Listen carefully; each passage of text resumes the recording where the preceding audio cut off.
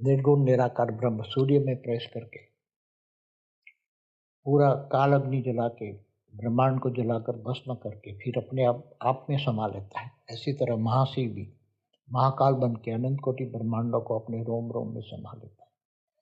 तो ये सब अर्ध प्रलय, प्रलय, कल्प प्रलय, महाकाल प्रलय होता रहता है। समय आने पर समय की गति काल चक्र घूमता रहता है। तो ये सारा ज्ञान आने से आत्मा धीरे धीरे ज्ञान स्वरूप बन जाती है, ज्ञान को जीवन में धारण करती है।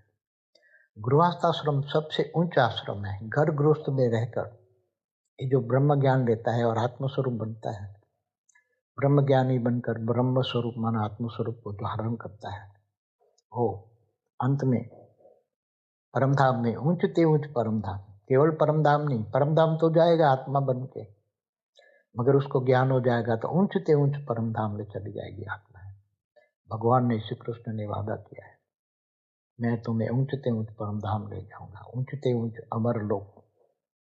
तो ये जैसे शिव ने भी पार्वती को ज्ञान दिया था, अमर कथा सुनाई थी, अमर लोक की कथा, अमर लोक माना परमधाम की कथा सुनाई थी। तो ये धरती पर सबसे बड़ी चीज है ज्ञान, ब्रह्म ज्ञान। आत्मा को ब्रह्म ज्ञान होती है तो धीरे धीरे गृहस्थाश्रम, उच्च आश्रम में रहकर अपने आत्मस्वरूप में स्थित होकर कर्मयोगी जीवन बिताता है। गीता में कर्मयोगी बात बताई है।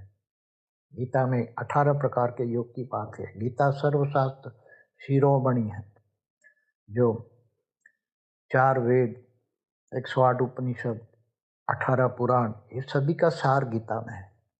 इसलिए गीता सर्वशास्त्र शिरोमणि है। उसमें आत्मस्वरूप बनकर परमात्मा को याद करने से आत्मा विकर्म विनाश करके परमधाम में चली जाती है, क्योंकि आत्मा तो अजर अमर अविनाशी, आत्मा ही शाश्वत है। शाश्वत माना सनातन, तो परम सत्य ज्ञान यही सनातन है। सनातन ज्ञान को समझना वही ब्रह्म ज्ञान है। परम सत्य सनातन ज्ञान ही ब्रह्म ज्ञान है। और ब्रह्म ज्ञान आते ही हम ब्रह्मास्मि शिवोहम सर्वोहम का बुद्धि में आते ही संसार में रहते हुए ये कर्मयोगी जीवन बिताते हैं। और ब्रह्म ज्ञानी अपने घर गृहस्थ में रहकर अपने घर को भी लाइट शो बनाते हैं और अपने घर को अंदर आत्मस्वरूप में बनकर पूरी अपनी परमात्मा से परम पिता